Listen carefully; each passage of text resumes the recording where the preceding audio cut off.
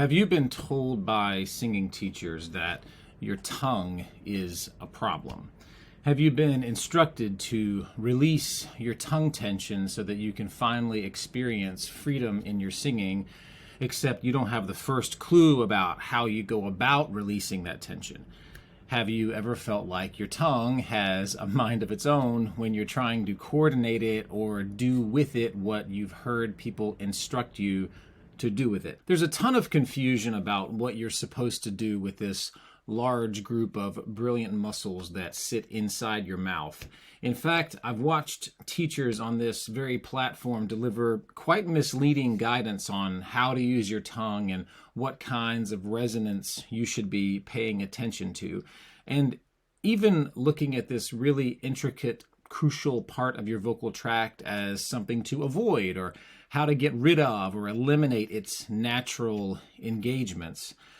After all the confusion and frustration that I've been through with how to coordinate my own tongue, seeing this misleading advice lit a fire under me to get this video out so that I can share some of my own experience and I hope the clarity that I have found that's been helpful to me and how I've made my tongue my best friend when it comes to singing. Hey there, if you're new here, my name's Dan Calloway. I teach musical theater voice and vocal pedagogy at Boston Conservatory. More than 25 years kicking around on equity stages and more than 15 years helping singers get to work on Broadway, national tours, regionally and around the world. And I'm glad you're here with me today. When I was in college, if you'd asked me what my favorite vowel to sing was, I would have stuck out my tongue and said, ah. But later on in my 30s, when I started to reinvest in classical training, I became utterly mystified by what an ah vowel even was. I was struggling to successfully sing them on certain pitches, and then I learned that there were all different varieties of this vowel shape that affected the mode and sound quality in very dramatic ways. I would watch other singers and try to figure out what they were doing with their tongues and attempt all kinds of configurations with my own, only to grow more confused and mystified by how I was supposed to shape my throat, tongue, and jaw and other elements of my vocal tract and let an easy and efficient sound through.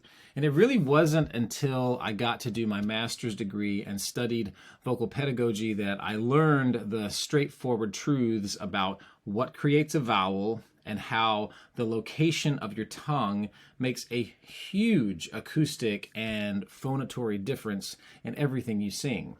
When I was finally equipped with information, my singing life changed dramatically.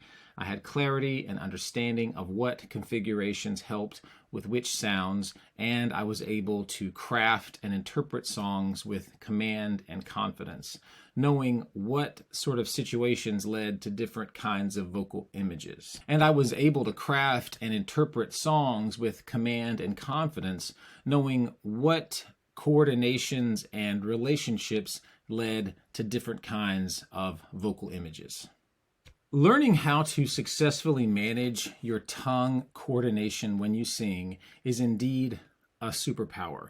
And when you map the neural networks that connect your tongue and your brain, your singing life will change and you will be on the road to subtle mastery that will make singing satisfying and joyful and will give you clear tools that you can use in any stylistic situation. In fact, understanding how the tongue affects the sound coming out of you is crucial in how you make choices on each character's voice that you embody.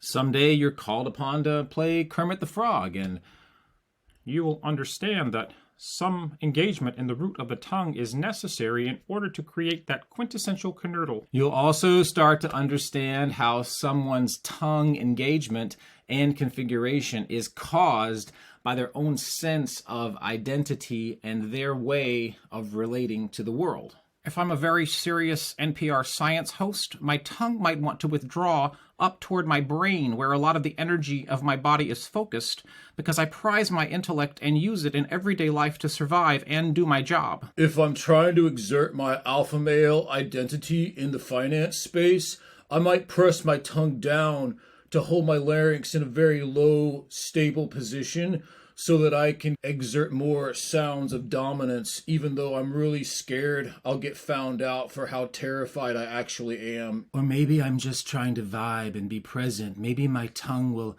lie in a flat, neutral place so that I can exude calm and peace as I instruct my yoga class, just to let the handstand exist for a few more moments. Seriously, thinking about where a singer's tongue orients is huge in understanding their vocal image and how their sense of identity contributes to how they coordinate their entire tract. Asking yourself this question will take you much further than mechanically attempting to eradicate the tongue tension someone told you was a problem. Your vocal tract lives inside a whole energetic framework of who you believe yourself to be and how you choose to communicate to the world. Then you can have all kinds of impressionist fun with all kinds of different characters and singers. Look at this pain. God on high. If I could turn back time. Yes, she looks for me. Good.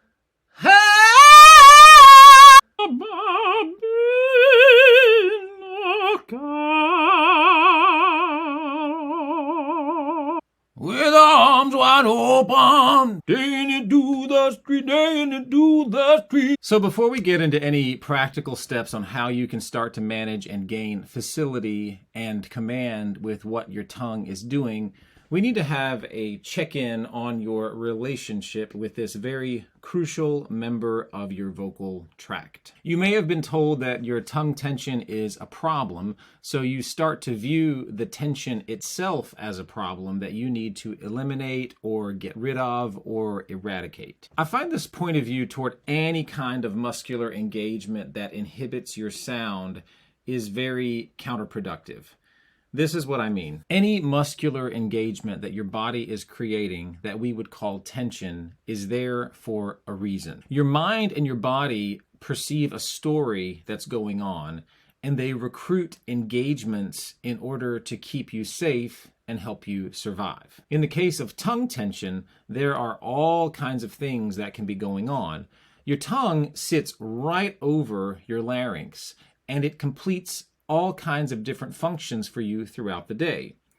When it comes to moving, vibrating air through the center of your expression, the tongue is picking up all kinds of energetic and emotional signals. And like I've said many times before, singing is weird. You are learning to relax muscular structures that usually engage when emotionally charged communication is coming through you. So, check in with your tongue with curiosity and empathy.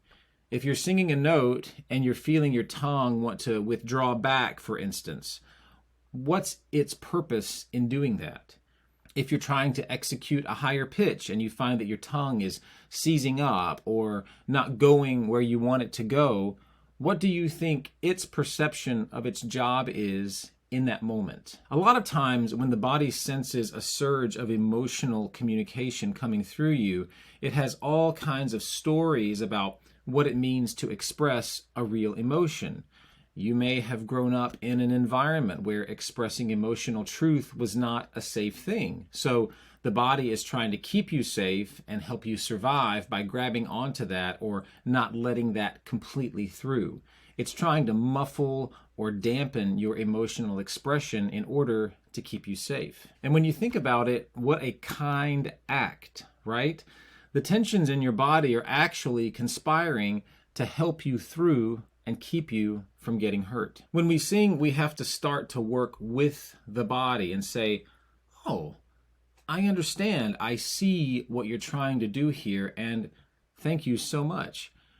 I need you to know that now I'm singing. So the good news is you can actually soften. You can actually let this vibration through. We are in a safe place. In fact, It's going to be a lot more satisfying and fulfilling when we do soften and let this vibration through. I think you're going to like it when you start to meet your body's muscular engagements and what we would call tensions with understanding and curiosity. All kinds of terrific things can then start to move. When we start to berate the muscles that are tensing up and telling them to just relax, well, think about how you feel if you're in a really charged emotional state and someone tells you to just relax. Usually the response isn't that cozy, at least not in my experience. Our muscle groups are the same way. If we try to ignore what's going on, they're not going to like it. They'll speak up even louder, just like you would if you were being ignored. And if they're being berated and told just to obey your commands, they're also probably not going to want to get on board. So when it comes to the tongue, give it some gentle attention and some curiosity and think, why are you wanting to hold intense engagement while vibrating air is moving through while I sing? If you just tune in for a few minutes, you're going to get all kinds of answers. And it may even make you emotional when you hear what the cells of your tongue muscles have to say to you. Singing is all about collaborating with your body, tuning into your body, listening to your body, and working with what is actually physiologically observable and acoustically verifiable. And this is true for any tension you observe in your body. If I look at my tight upper shoulders with frustration, then I don't have the capacity to hear them telling me they're trying to carry a whole 5 backpacks full of worry and self-assigned responsibility that maybe I'm not supposed to be carrying at that moment. It's really inconvenient, but the tensions in the held muscle groups in our bodies have really crucial information to show us what we are believing. And they give us a chance to question those beliefs and possibly, set ourselves free. So now that you've given yourself a chance to tune in and ask your tongue some gentle questions, let's actually look at the physiological structure of the tongue. It's huge, right? If you're not familiar with this cross-section diagram, it might be quite surprising to see how much of the oral cavity the tongue fills. The tongue also has several muscular connections to different parts of the oral cavity and vocal tract. There are connections to the chin, the hyoid bone, the soft palate, and the styloid process, which is located just below your ears. So of course, its movement and orientation is going to have all kinds of effects on muscular coordinations in making sound, as well as acoustic influences. So this is a moment to ask yourself, what do you know about how sound waves work and how your tongue can collaborate with you to help you sing in the most efficient and balanced way? So we know that moving air is provided by muscles in your torso that goes through approximated vocal folds that then vibrate and create sound. After that, the sound waves move into the very next resonating chamber, which is located in your pharynx. This area is your most resonant location in the vocal tract. And it makes sense because it is directly north of where the vibration just happened. If you ask yourself, what is the most resonant place in a clarinet? It's going to be the actual tube body of the instrument. If you ask yourself, what's the most resonant place in the trumpet? It's going to be in the tubes from the mouthpiece to the end of the horn. The same is true in the vocal tract. The most resonant chamber is going to be the place that is closest to the creation of the sound waves. And that is where the majority of amplification and acoustic boost happens. When you know that, it would make sense to provide this area as much freedom, flexibility, and varieties of space as possible so that it can do its resonant job. This means that you are going to want to move the tongue freely out of the pharynx as much as possible. When you know this, it's going to challenge a lot of the common guidance you may have heard about where your tongue goes when you sing, or even where you intuitively sense it should be in order to create the most resonant and efficient situation. I won't bury the lead. I'm going to tell you the answer right now. For me, the best neighborhood for my tongue to live in while I sing is floating high into my mouth. When I sing, I want my tongue to go ahead and fill a good majority of the oral cavity. This is counter to what a lot of people think they need to do when they sing, which is to get the tongue out of the way, but they're getting it out of the way in the wrong place. When people think of getting the tongue out of the way, they often think of depressing it down so that there's more space in the mouth. This creates a lot of unfavorable conditions for singing. Number one, it presses the musculature of the tongue down onto the top of the larynx, which inhibits freedom of the laryngeal structures. The other thing it does is it can actually create a much less favorable acoustic environment as you're moving through, and I'll explain more about how that happens in just a moment. The other thing that depressing the tongue, thinking that's going to get out of the way, does is it stuffs part of the body of the tongue back into the pharyngeal space, essentially putting a big meat pillow into your most resonant chamber. For me, the most helpful coordination of my tongue, and where I like to orient it 96% of the time, is to think about it floating high into the mouth with the top of my tongue ballooning up toward my hard palate. This accomplishes at least three beneficial things. Number one, it helps my tongue to float off my larynx, which gives it freedom to move instinctually. The second thing it does is it floats the tongue out of my pharynx, which is my most resonant space. And the third thing it does is that it orients the top of the tongue close to the hard palate, and that creates a very helpful acoustic bottleneck that sends sound waves back into the resonant chamber, which causes all kinds of beneficial amplification and phonatory efficiency. I'll link an article in the description that explains how this all happens. It's a whole other acoustic journey you can take. The other advantage of this is that it places your tongue in a very advantageous place for articulation, so that you're using maximum economy of movement for your consonants and vowels. It feels very counterintuitive because when you move your tongue into this neighborhood, it feels like you're getting in the way of the sound waves. Our brains think that we need to create a big, wide, open tube all the way through in order to let vibration flow through the mouth, but the opposite is actually true.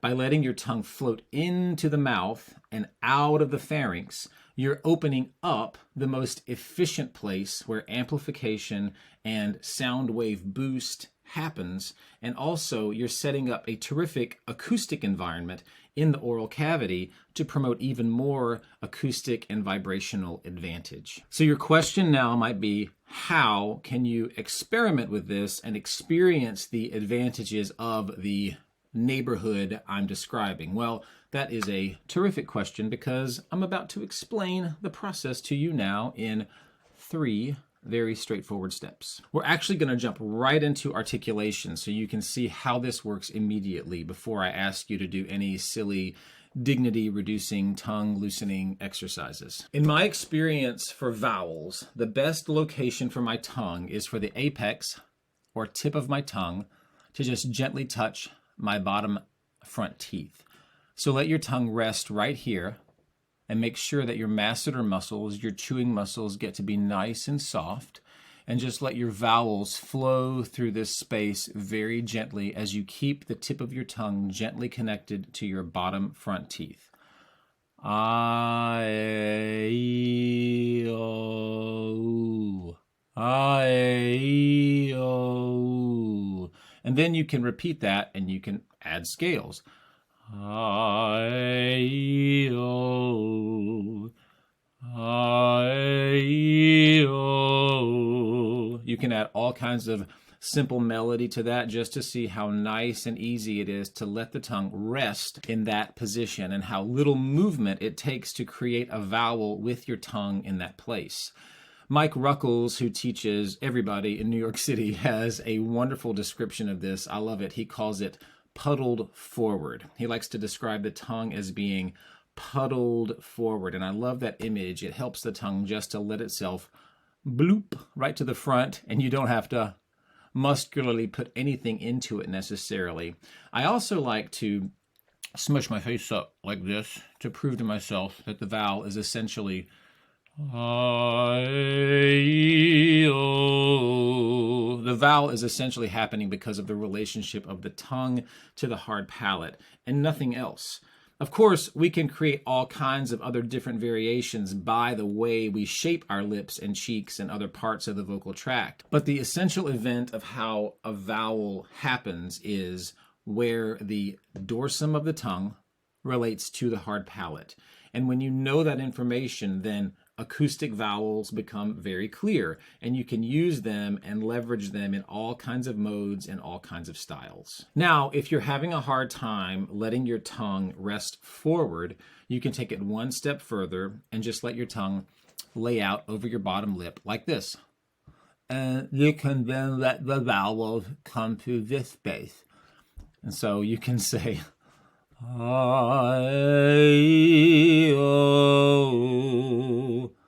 I-O. They will obviously sound different, but this is a good way to teach the tongue to lay out of your mouth and see what it feels like to have it out of your resonant space. I-O,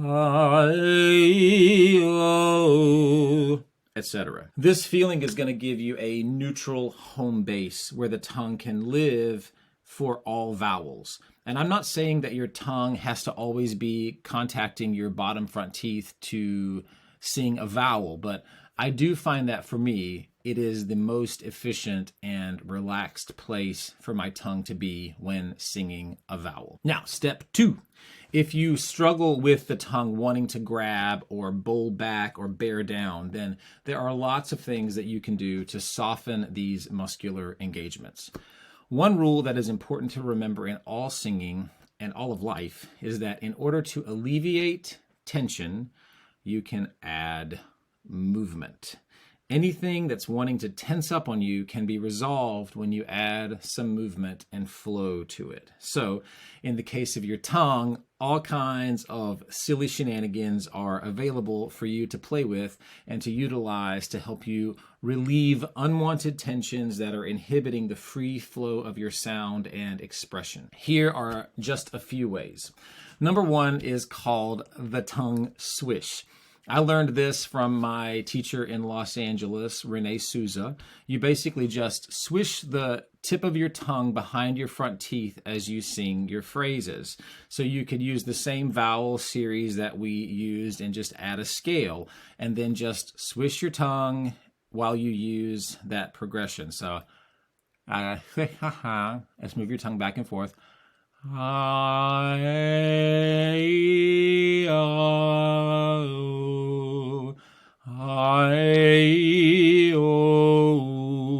I still sometimes just need to hold onto my jaw to make sure that I'm isolating the movement of the tongue, and I'll give you a jaw and tongue interdependent and independence of function exercise in just a second. You can also just let the tongue flop out of your mouth and then just wiggle waggle it while you use the same kind of phrases, just to train the tongue to move and to alleviate any tensions that might be going on with it while you're singing lyrics.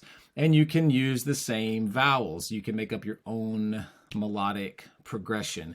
This particular one I took from my dear friend Nancy Snow Carr, who teaches at San Diego State University. Okay, and this one is silly and super fun. Okay, here it goes. So literally just flopping your tongue out and back in and out and back in. Yeah.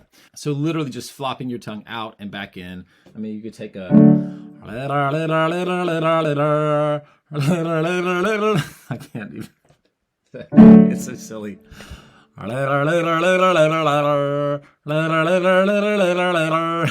So you can do all kinds of crazy things with that.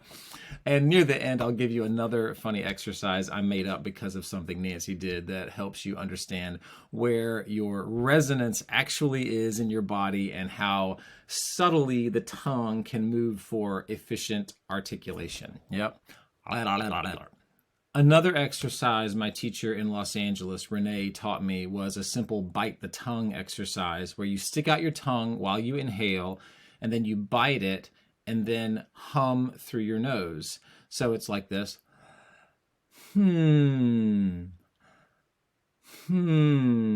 So I describe it like your teeth are biting your tongue like a mama dog bites the back of her puppy to pick up her little pup. So it just makes your tongue go limp, and to disengage from the vocal event. This teaches your tongue that it's not part of phonation. It's so close to everything that's happening, but the muscle cells often think that they are involved in sound making, so that the exercise Renee taught me, it was just a simple little scale. But you can literally use any pattern. You can sing a whole song like this. Sticking your tongue out while you inhale also coordinates the brain in a fun way to send the tongue outward while you have an inward direction of inhale energy going on. And it also trains the tongue to lay out of the resonant space while you're vibrating. And one other trick I picked up from Maddie Tarbox on Instagram. She used a chopstick or a pencil or a straw that you can stick under the bottom of your tongue to help stretch out the muscles underneath to get under the frenulum and just to give that some stretch and space. So that looks like this. You can just use a line of repertoire and start to practice with the tongue. Someday, when I'm awfully low, when the world is cold, I will feel a glow, just thinking of you and the way you look tonight. So you start to practice that, and it helps the tongue to stretch up and over the pencil or chopstick. It's awkward and uncomfortable, and it's also very effective. Your tongue might fight you, but that's a really good tool. So remember, adding movement, and you can use props to help you, like the chopstick or the pencil. Another helpful thing is just to grab a tissue or a washcloth and just grab the tip of your tongue and just stretch it out manually while you phonate. I don't have a tissue, but yeah. You can literally just pull and lightly stretch your tongue so that you're training those muscles that they can pull out of the mouth, and all kinds of things will start to click in for you as far as what's possible and when you move things to different places. These methods will help your mind and body learn that when the tongue moves out of the pharynx, you get much freer and more resonant results. And it also clues your tongue into how it can collaborate with you in helpful ways, rather than thinking it's helping, but just stuffing your resonant space full of soft tissue inhibition. So we talked about ways to feel the tongue in neutral by letting it puddle forward into the position where your vowels happen. We talked about ways that you can add movement and use certain exercises in order to alleviate static muscle engagement in the tongue, so that over time you can teach it to soften and become very malleable and versatile and be in command of your technique. The third step that we want to take is to get the tongue and the jaw working independently and interdependently. For that, I'm going to teach you an exercise that I learned after beginning work at the conservatory. I believe this was created by Kevin Wilson, and I also got it from my colleague, Lori L'Italian. So you're going to give your jaw a hug like this, and the progression of this exercise uses the syllables la, ya, ga, la, ya, ga. So you want to make sure that only the tongue is used in this articulation and the jaw is not coming to the party. So you want la, ya, ga, not la, ya, ga, okay? So that's why I said give it a nice gentle hug and tell it to be still in a very kind and firm way. And then just use your tongue to sing this exercise. You'll go, la ya ga la ya ga la ya ga la ya ga la. And then you can move that anywhere. La ya ga la ya ga la ya ga la ya ga la. So you see this uses the tongue at the front of the hard palate. La. The y engages the tongue to the middle of the hard palate, and the g rocks, the G sound rocks the back of the tongue up toward the soft palate. So you have this progression of articulations that works. La, ya, ga. So knowing this, you can use any combination of consonants that move the tongue in different directions. You can use T's and D's for the front. You can use K's and G's for the back and make up your own configuration. But this is a very easily and readily usable exercise that trains the independence and interdependence of function of the jaw and the tongue, because as you start to master vocal tract shaping, you're going to be intricately aware of where your jaw is moving and where your tongue is moving and how those relationships affect each other. So that's a very simple 3-step process for training your tongue to collaborate with you and cooperating in a very helpful way. You're finding where are the neutral positions of the tongue, where is it with the apex of the tongue, the tip of the tongue gently touching your bottom teeth. You're training the tongue to soften any muscular engagements that would inhibit your sound through movement, and also in letting the tongue move out of the mouth while you phonate and while you inhale on certain exercises. This is giving you and your neural pathways experience with moving your tongue in different ways and gaining command over where it is as you sing. And then you're going to also build nuanced interdependence and independence of function between the tongue and the jaw with exercises like that Layaga progression. The terrific thing that happens when you start to work with these exercises is that you gain experience of how the tongue actually affects your sound, how breath moves through the acoustic environment in your vocal tract, and then all of the retroactive effects that it then has on phonation and how much breath you need in certain phrases. It affects so many things, and when you start to understand that just a millimeter of adjustment can make the difference between you singing in mode 1 or mode 2, or modifying a vowel on a certain pitch so that you are utilizing an acoustic vowel with expertise rather than trying to quote unquote sing like you speak and crashing on the rocks. Every time you try to get through your passaggio, singing an E vowel or an U vowel, this 3-step process will give you experiential confidence to play with your vocal tract shaping and open up all kinds of possibilities for you as you sing different styles and genres. The other very important thing is that it changes your relationship to your tongue or any other part of your body that is involved in singing.